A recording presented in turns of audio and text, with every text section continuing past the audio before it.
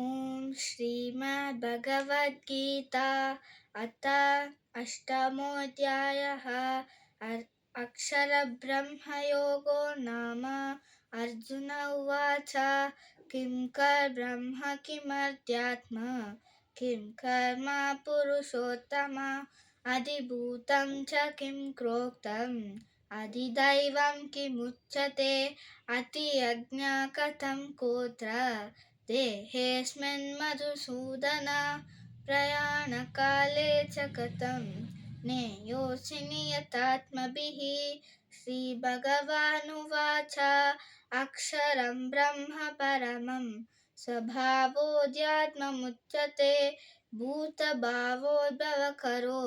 विसर्गकर्मसञ्जितः अधिभूतं च भाव पुरुषश्चातिदैवतम् अतियज्ञोऽहमेवात्र देहे देहमृताम्बर अन्तकाले च मामेव स्मरन् मुक्त्वा कलेवरं यः प्रयाति समद्भावं याति नास्चात्र संशयं यं यं वापि स्मरन् भावं त्यजत्यन्ते कलेवरं तं तमेवैति कौन्तेय सदात्मभावभावितः तस्मात् सर्वेषु कालेषु मामनुस्मर युध्य च मय्यर्पितमनो बुद्धे मामे वैशास्य संशयं अभ्यासयोगयुक्तेन चेतसां नाम्यगामिना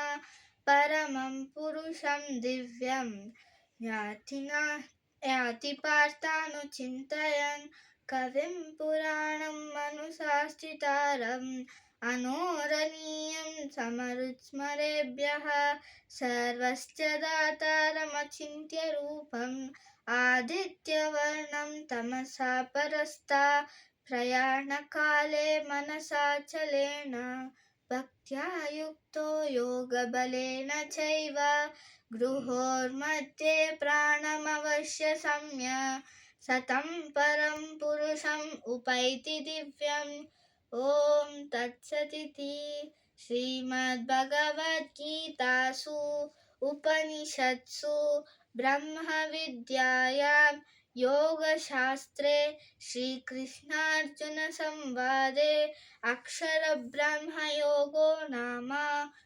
अष्टमोऽध्यायः। ॐ तत्सत्। श्रीकृष्णार्पणमस्तु।